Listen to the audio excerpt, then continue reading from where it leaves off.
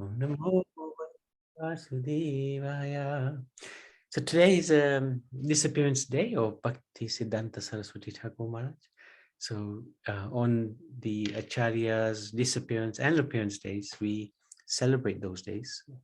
Unusual to celebrate a disappearance day, but the reason why we do that is because the Vaishnava has gone back to the Supreme Lord, cause for celebration.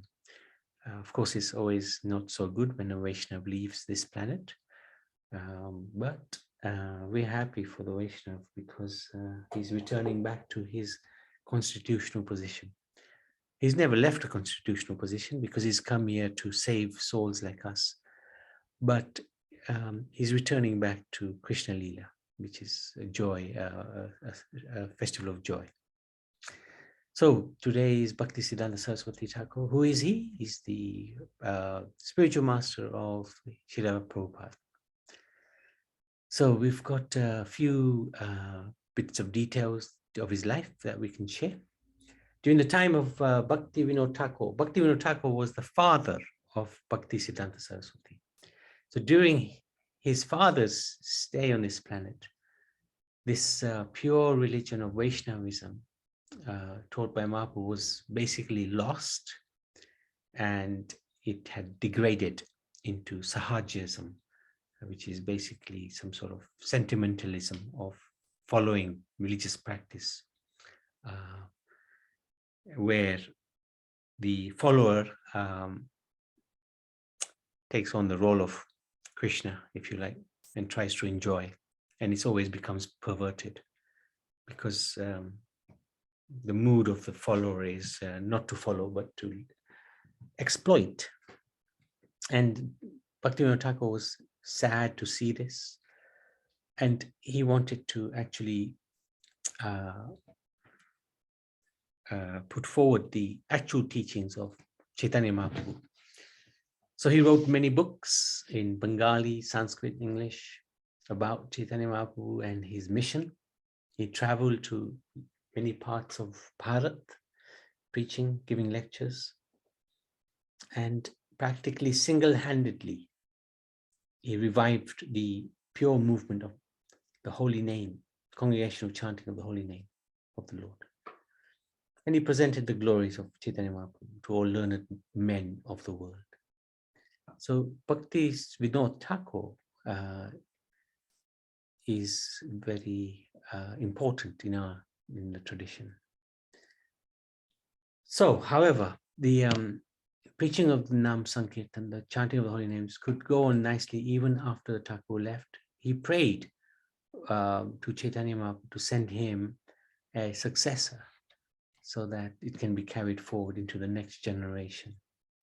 And this prayer was answered on February the 6th, 1874, whilst he was in Jagannath Puri serving as the government's magistrate. A son was born to him called Bimala Prasad. They called him Bimala Prasad. Bimala Prasad means the one who has received as the mercy of Bimala Devi, who is the internal potency of Jagannath, Durga Mata. So through various signs, the Lord showed Bhaktivinoda Thakur and his good wife that this was the soul that they've been praying for, sent by Chaitanya Mahaprabhu to continue the preaching work. And when he came out of the womb, for example, his umbilical cord was wrapped around him like a sacred thread worn by the Brahmins.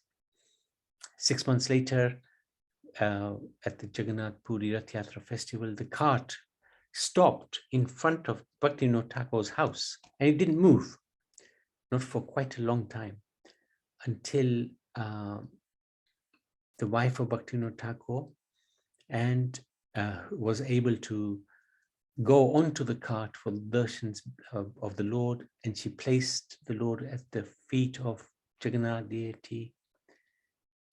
At that time, a garland fell around the body of the boy, and then the cart moved as well after that. So the cart stayed there for some time. As the boy grew, the Thakur instructed him in the science of Krishna consciousness. At the age of 7, he had already memorized the 700 verses of the Gita. He was really bright, intelligent, sharp, and he could explain those as well. At the age of 7, that's quite an achievement. He was also very strict with himself. One time he took an unoffered mango from the deity room and he ate it. And the Thakur, Bhaktivinoda Thakur, mildly told him off for doing that. And because it was not offered to the Lord. Now, when he did that, the boy took this so seriously that he made a vow that he would never eat a mango again. And throughout his life, he never did. And whenever somebody would offer him a mango, he would say, no, I cannot take. I'm a great offender. He was only 7 years old. So this is quite a large family. There's Bhaktivinoda Thakur, there's his wife, Bhagavati Devi, and they had quite a lot of children. And I think, if I'm not mistaken, this is Bhaktisiddhanta, or is it this one? One of those two. So he's the 4th son.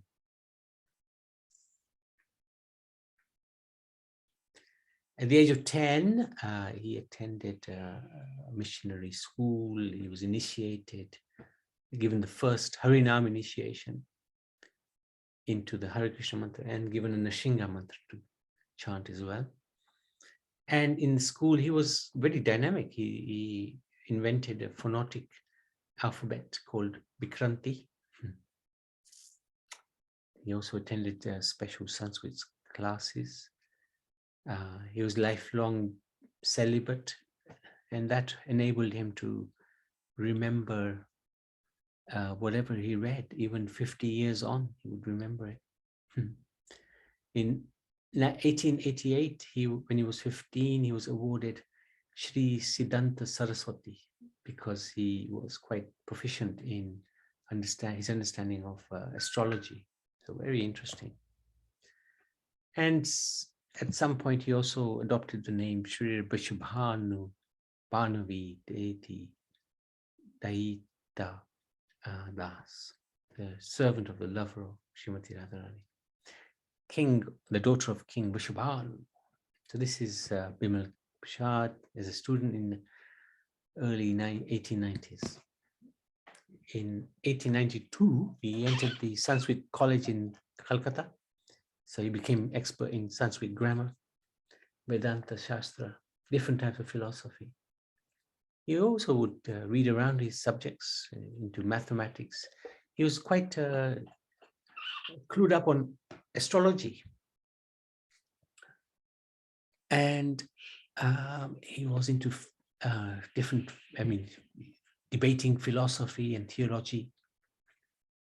Eventually, he took a job in 1895 with the royal family of Tripura as a senior editor of the royal family's history, the Raja Ratnakar. And there he was able to study the major works which were held in the library, these spiritual works. When the king left, his son replaced him on the throne. And his son also engaged Siddhanta Saraswati as a Sanskrit and Bengali tutor. But eventually he left. He didn't want to continue with the royal family. In 1905, he left and he was given a full pension. So they did consider him highly, but he gave up the pension after a few years. Why would he do that? Because it's the source of the money may not always be appropriate for a sannyasi to accept that money, especially when the king taxes people or whatever he does or gets his income. This may not be in the most sattvic way. At 23, in 1897, he opened a school, Saraswati Chatuspati, and he started teaching Vedic astronomy. And he had quite a few students. And he had memorized this Surya Siddhanta in the Bhakti Bhavan Panchika. In fact, he had written it himself. Wow. So he would attend the sabhas, which his father had set up. He would also edit on behalf of his father's magazines. He wrote a book. He wrote many books.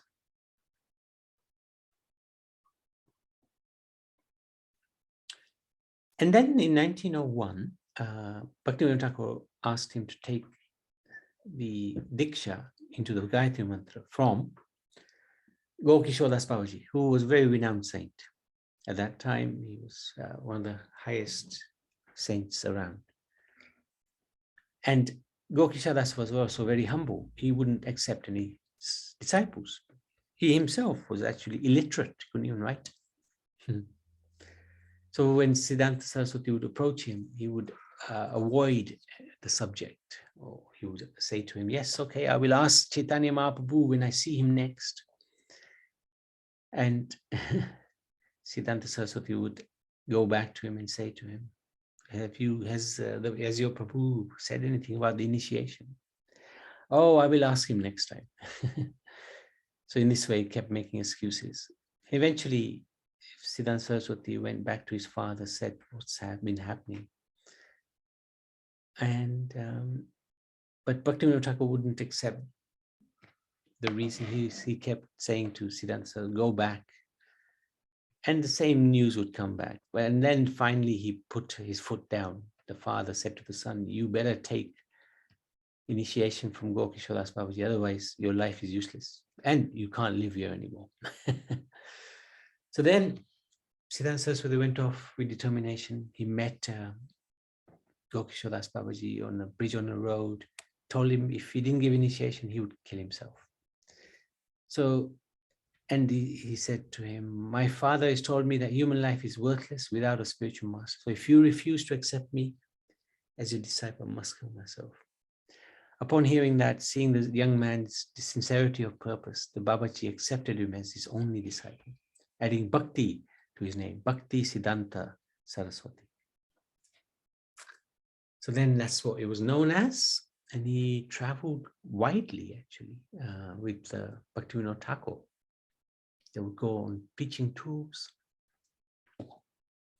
And he was such a strong preacher. One time he was preaching to somebody, Ray Bahadur Rajendra Chandra Shastri.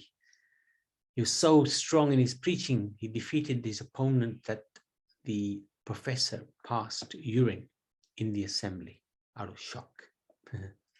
So, very powerful preacher. He also compiled a Vaishnava encyclopedia called Vaishnava Manjusha. And he stayed in Puri for quite some time. And he would preach Srimad Bhagavatam. And then Bhaktivinoda Thakur told him to go to Mayapur. There was some controversy. He wouldn't compromise. So there was always some controversy going on. So he was sent to Mayapur.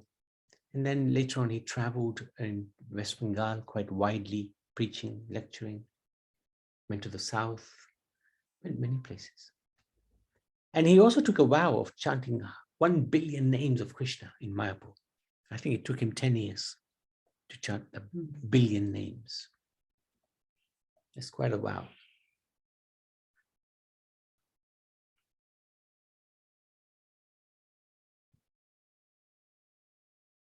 And he's basically chanting 300,000 names every day over a period of 9 years.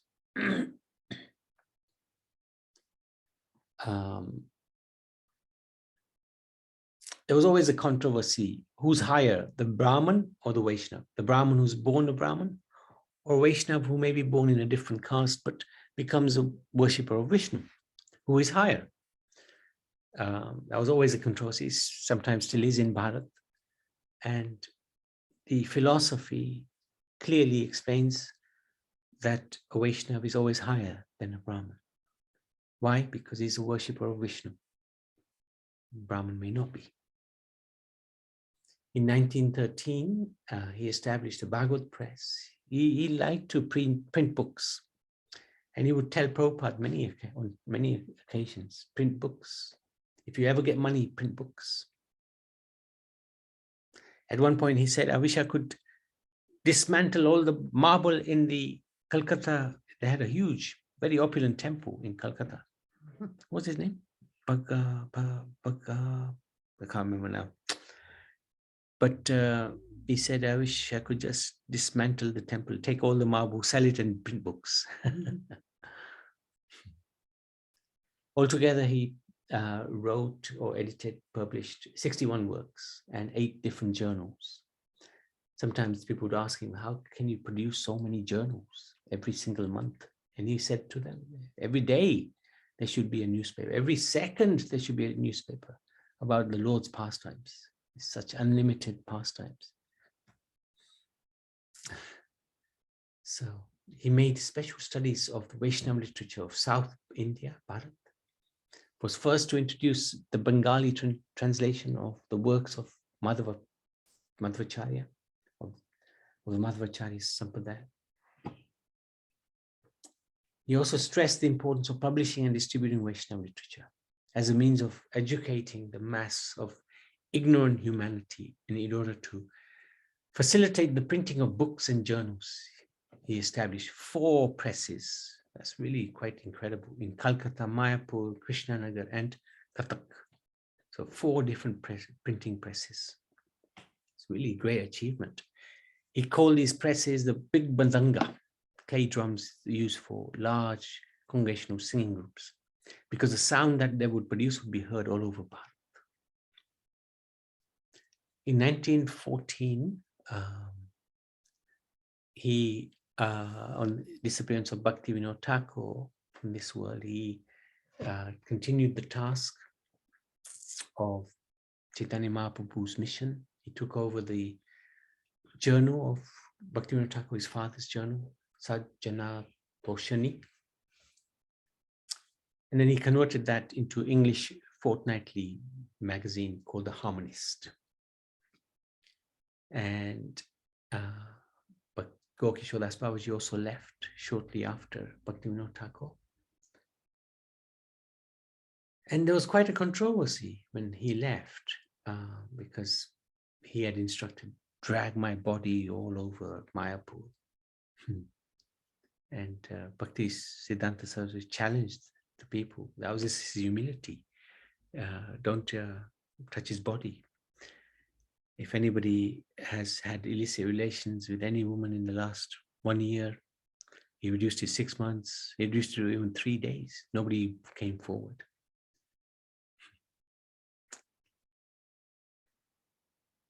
He took sannyas. This was really unusual. Normally you have a living person to take sannyas from, but every enlightened person had left the planet. So he took a sannyas from a photo of Gokishore Das Babaji. Very unusual, very controversial actually. So he took sannyas in 1918. And he established the first Chaitanya Math. Altogether in his life, he's established 64 of these throughout India and a few overseas as well. So he was a very powerful preacher of Sanatana Dharma.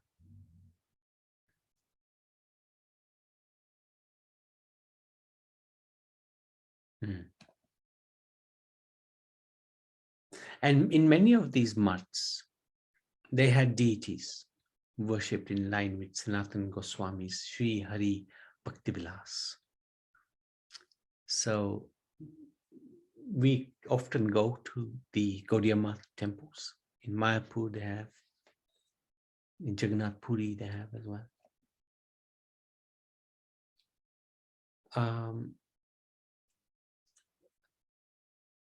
This is quite important. One time, a very important gentleman approached Bhaktisiddhanta Saraswati Thakur, Srila Prabhupada, and said, your Gaudiya Math is so nice, you should open up temples in all cities of the world.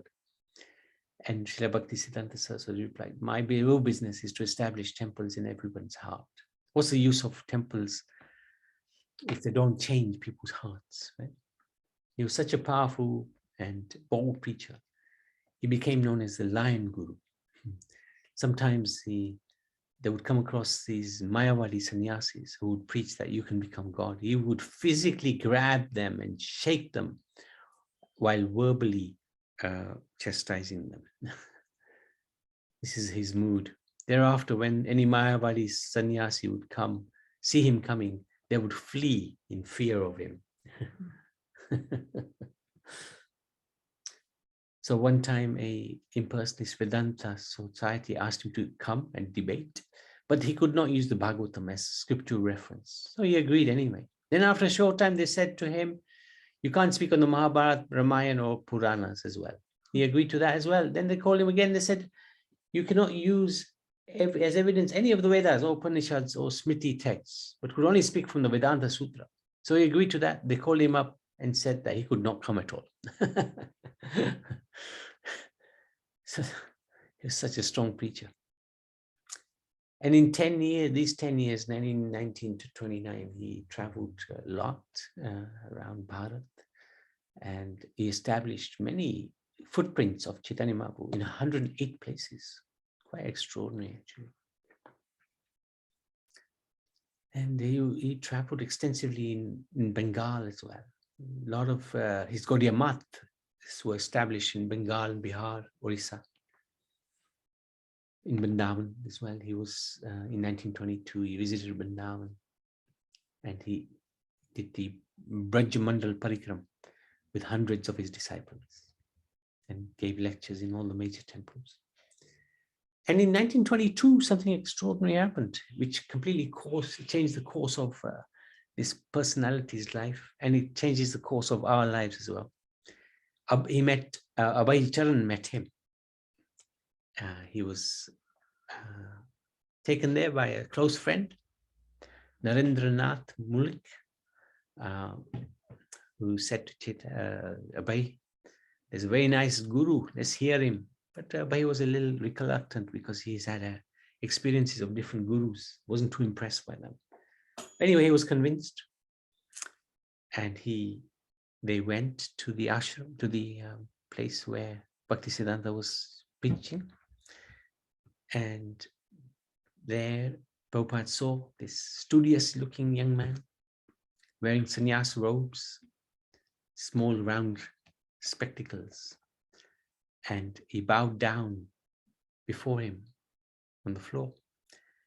Before even they got up, Bhaktisiddhanta immediately said to them, you are young, educated men. Why don't you preach the message of Krishna all over the world?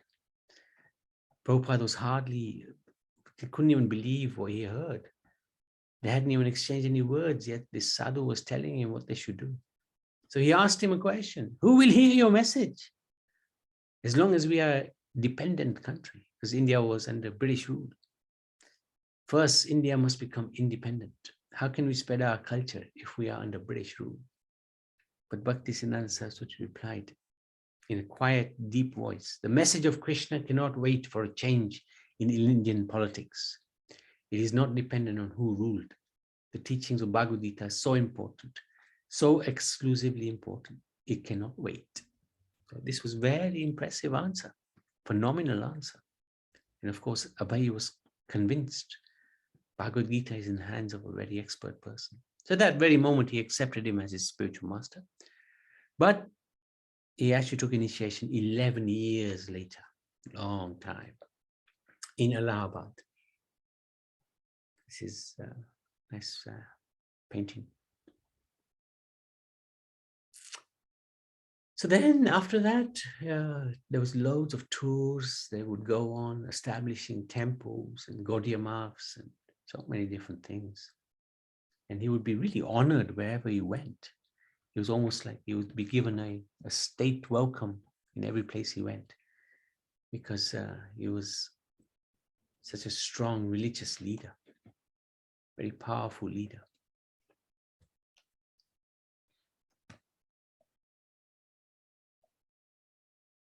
And he would also be writing at the same time. Tours were successful, but there would be often times when they would have a difficult situations going on, because the preaching was so strong. And the preaching was done by also the brahmacharis and the sannyasis. And some of these sannyasis were not born in Brahmin families, so it was very controversial. I think he initiated 18 disciples as sannyasis. So some of the places where they went, there would be a lot of opposition. But Bhaktisiddhanta Saraswati was very powerful, very strong. The caste Brahmins were very much in an uproar about his turning those not born in Brahmin families into Brahmins rather than them. Better than them, yeah. The Nityananda Vamsas especially plotted to assassinate him. They told the local magistrate they want to bribe him and kill him. But the police told them that, yes, he accepted the bribe, but he could not be connected to killing a sadhu. Then the police magistrate immediately told Bhaktisiddhanta what's going on.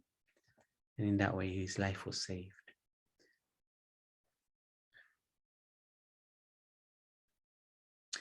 So he also was very innovative in his preaching. This is one of the things which is extraordinary. He started making the use of dioramas and dolls in lifelike manner to show the teachings of the Vedic literature. Beautiful exhibitions which attracted thousands of people. And one was on the property of the Kolkata Gaudiya Math. And it drew 100,000 visitors every single day during a month period of time. Very impressive, very impressive.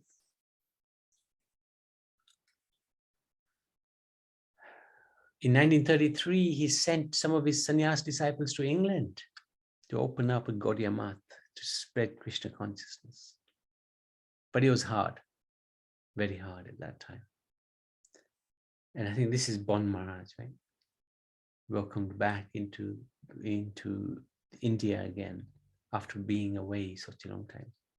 They didn't have great success. They had a couple of German disciples who came back, there's German devotees who came back, became disciples of Bhaktisiddhanta. But it was hard. And that mission of spreading it in the West was left for this fellow here, Abhay Charan Bhaktivedanta Swami Srila Prabhupada, our own Prabhupada. And luckily he spread it throughout the world. And yeah, his health was always some problem, Bhaktisiddhanta Saraswati, but he continued. Yeah, very, very rare. Yeah, these are rare pictures, I have to say. I don't know where this one's come from, but it's really extraordinary picture. Really extraordinary picture. But he never complained. He never wasted his time. He always continued with his preaching. And this is a really great example. In 1936, he was residing in Puri, and on December the 31st, 1936, at the age of 62, he left this world. Again, entered the place of loving person, Radha and Krishna, in Brajadam. So these are, in his life, he initiated this, reputed to say 50, 60,000 disciples. A lot of disciples. And there he is, Bhaktisiddhanta. They're doing kirtan. They had quite a extensive kirtan parties. And this is another nice picture. These disciples is sitting. Another really interesting picture. They look pretty serious, eh?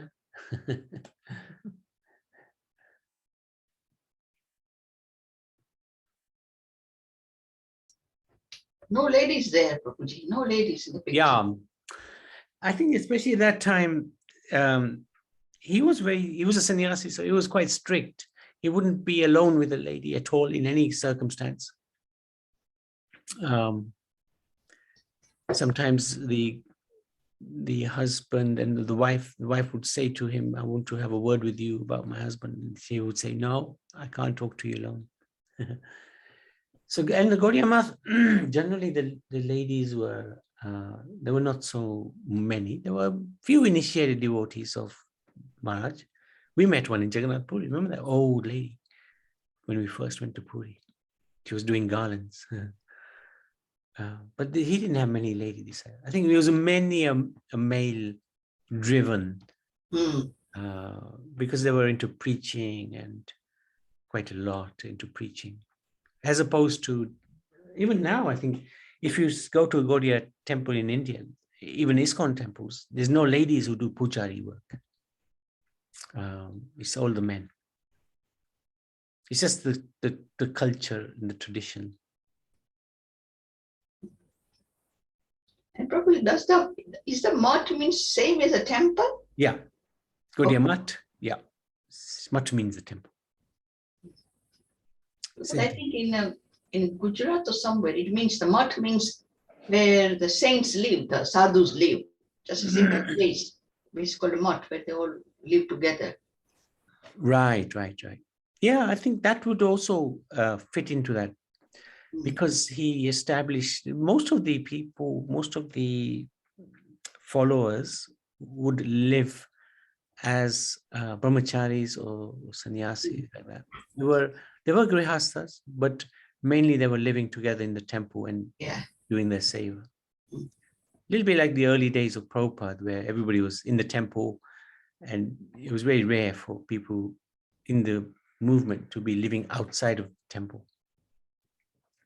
But there is a sort of, they're practicing in such a strict environment, isn't it? They're in a temple together, following anything. I think they would succeed more than those who are living in their own homes and practicing as a grahastha. I would feel that way. Because temple atmosphere is different.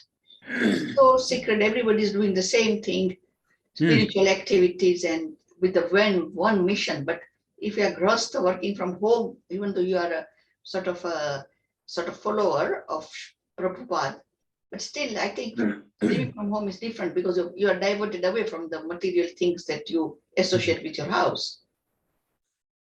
For sure. There are different challenges. In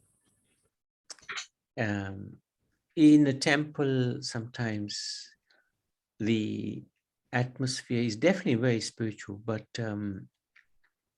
it a little bit depends on age and maturity.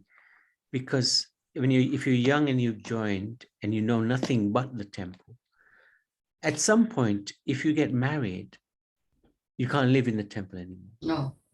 And you have given the best years of your life to the temple. So you don't have an employment. You don't have a skill because you're living outside, you're going to have to earn money. So then what happens is you end up perhaps in a really crazy job, crazy situation where you're surviving hand to mouth rather. And you can't really practice Krishna consciousness in a peaceful way. So yes, your early brahmachari life was good, but then when you enter grihastha ashram, because most will, it's very, very difficult. And you are almost like a few steps back, gone back a bit. So there's arguments both ways. And my feeling is that if there's a brahmachari in the temple, we have to make a pension available to him.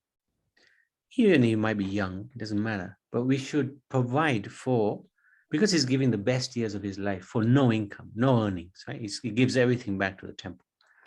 So the temple must look after him. If they don't look after him, these people will become grihasthas. They'll become very, very bitter, extremely bitter, because they've given the best years of their life and now they're struggling. They can't, even earn enough to, put a household together, keep a household together. So, don't look after the devotees.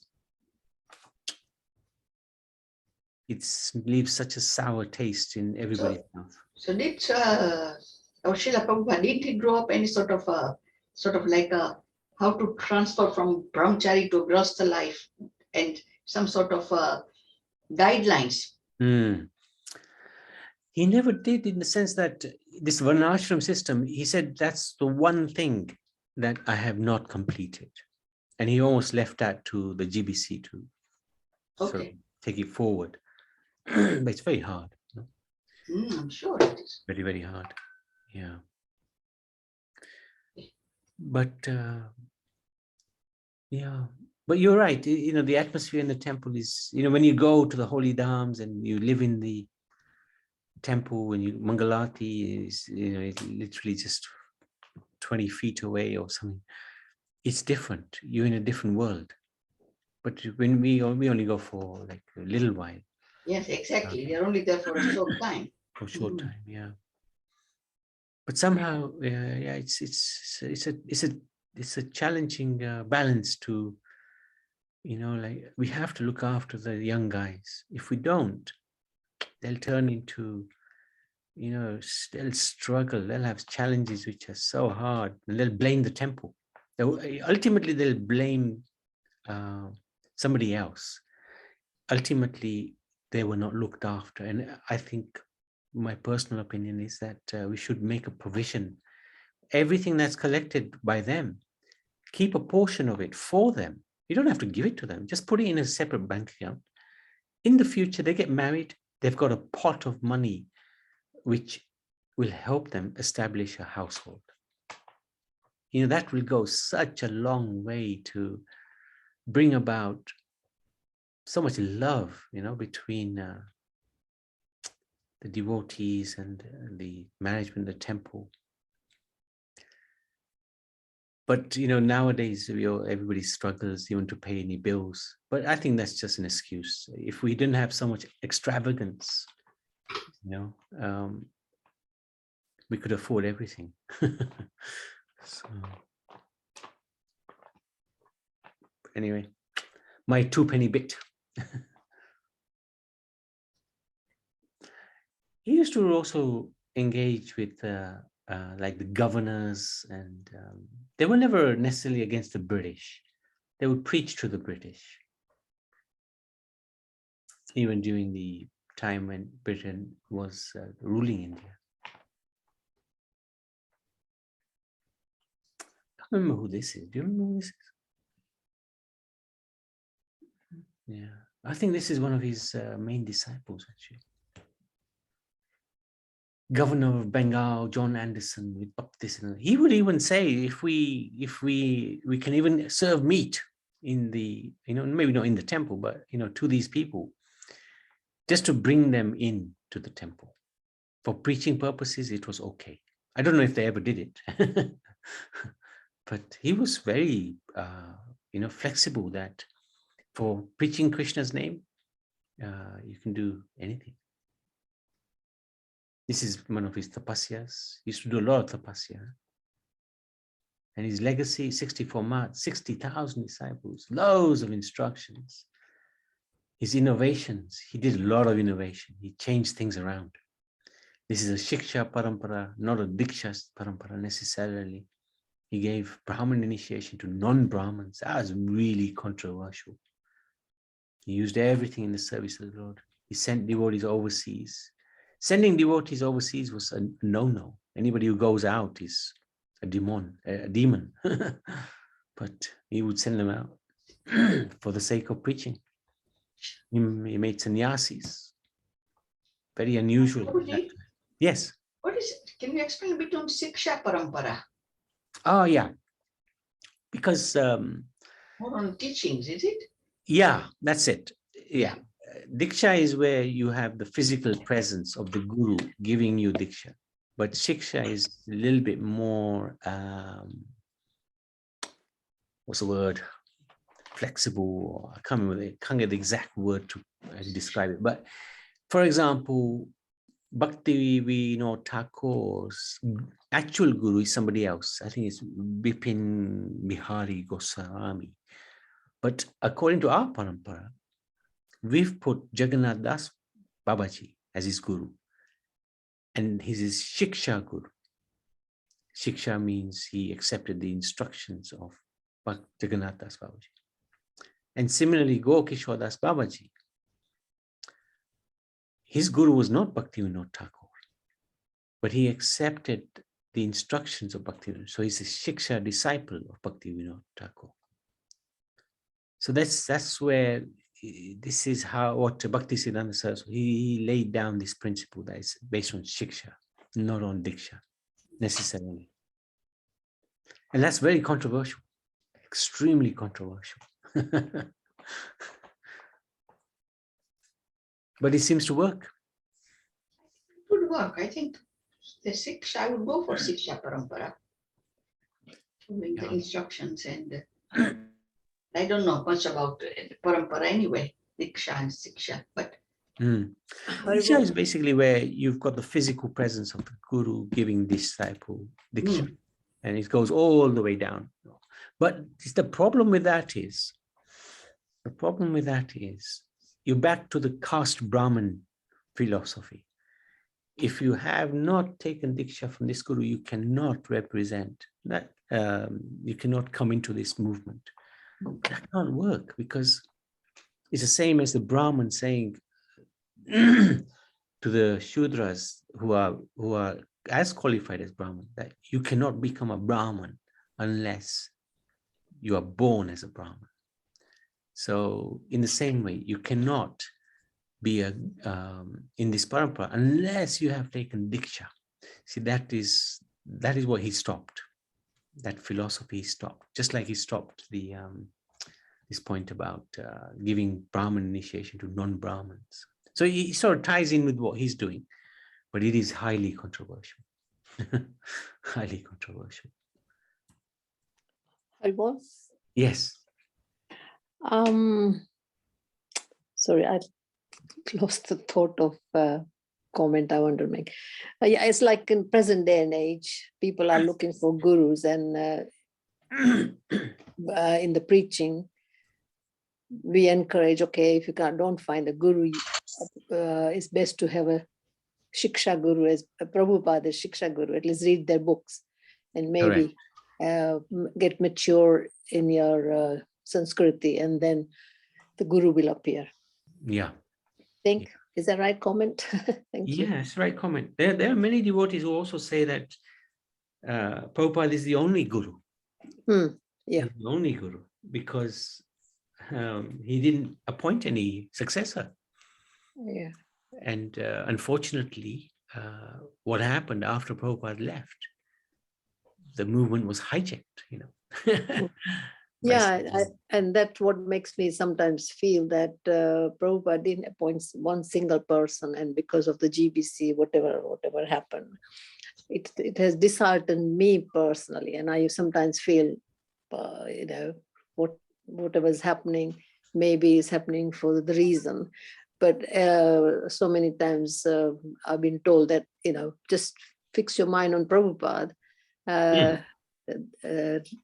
Not Diksha Guru, Shiksha Guru, and just, make advancement accordingly. And obviously, Krishnadas Maharaj fixed us quite well. So that made a lot of difference. But as I say, in present time, people say, oh, you got to have Guru. But when you haven't found a Guru, Diksha Guru, then Shiksha Guru, Prabhupada is the main gateway to spiritual life, I think. Yeah. Haribol. Absolutely, yeah. Absolutely. Oh, very wisely there, Mataji. That's what my position is. Having Siksha gurus rather than one Diksha guru. Yeah. Thank you, Mataji. Yes, that was very nice. Okay. Well, having been in this movement for a long time, I had ups and downs a lot of times. So I would say whoever is looking for guru at this present moment, Diksha Guru may not come unless you become Prabhupada's follower and have the knowledge from the books from him. Then you'll be flying. Yes. Hare Krishna. Correct. Brilliant. Yeah.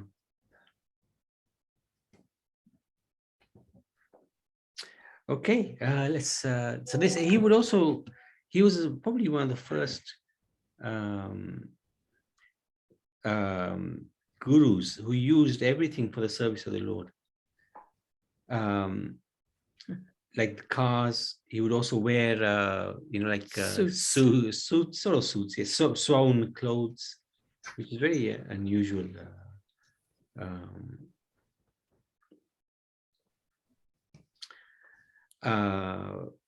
He used to use this. This is a Rolls Royce.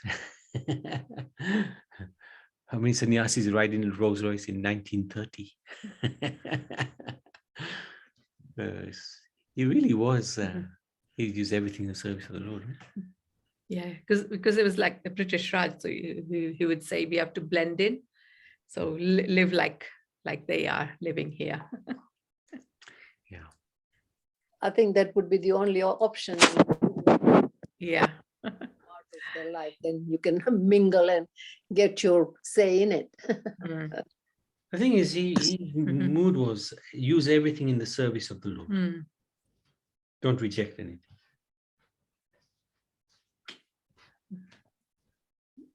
And he would often advise Prabhupada, Prabhupada was always a grihastha living outside, not even. He had his own family. He was not a brahmachari in the temple, ever. And that was his fortune in many ways, because he wasn't involved in the politics of the temple or Gaudiya Math. Kept himself aloof. And he got some very nice instruction. He only met him a handful of times, wasn't it? And his last, he wrote to him just before he passed away saying, what shall I do? How can I serve you? You've got some great servants. Well, how can I serve you? And he said, if you just preach in English, you will be successful. And if you have money, print books. And print books, if you have any money. And there's a few other things which maybe we're out of time. Okay, we can maybe look at this tomorrow. If Karuna is not with us, we can look at this tomorrow. All right, thank you so much. Any more comments or questions? Thank you. Comment on the brilliantness of Bhaktisiddhanta Saraswati Thakur. Brilliant, and sort of so much knowledge and so much energy, so much he has done. Yeah. Can't believe. So I'm much. sure this sort of all these books that he had written, the newspapers and the monthly magazines, I'm sure they're somewhere in a library, perhaps in Mayapur. I think there will be in the Gaudiya libraries. Yeah, you're right. In the Gaudiya Maths. Yeah. Somewhere. Yeah, you're right. And very powerful. And we've got a lot of the teachings. That's what maybe we can go through tomorrow or the day after. Okay. But he was like a very learned, but his spiritual master couldn't even write a word. Huh? That is it. So amazing. That, isn't it? That's Krishna doing his lila. Yeah, it just shows you, you don't have to be a scholar in order to be a devotee, Yes. Very powerful. I think some of his books might also be in the institute in Vrindavan as well. A lot of the books of the previous acharyas are there as well. Okay, I think next time we go, we must have a look at those. Yeah. Maybe. Yeah. Hare Krishna, Prabhu. Hari Bol. Hare Krishna. In this topic you're speaking, when Srila Prabhupada is still working and he has accepted Bhaktisiddhanta Saraswati, 2 or 3 times he came in the dream of Prabhupada and said to him, do you remember this? Good. What are you doing? Just leave and come. Preach Krishna consciousness. It's very, very, very terrible and very understand. In other gurus and other sector, we have never heard of such saying. When I read it in this book, I was very, very much astonished. Very well. Very good. I agree. Nice one. Okay. Let's. Sitaram Babu, you can continue. The Nishinga Kavach, please. Okay. Hare Krishna. Shri Narasimhadeva भगवान की जय। Yeah. Narasimha कवचम वक्षे प्रहलादनादितं पुरा सर्वरक्षकमं पुण्यमं सर्वपादवनाशनम्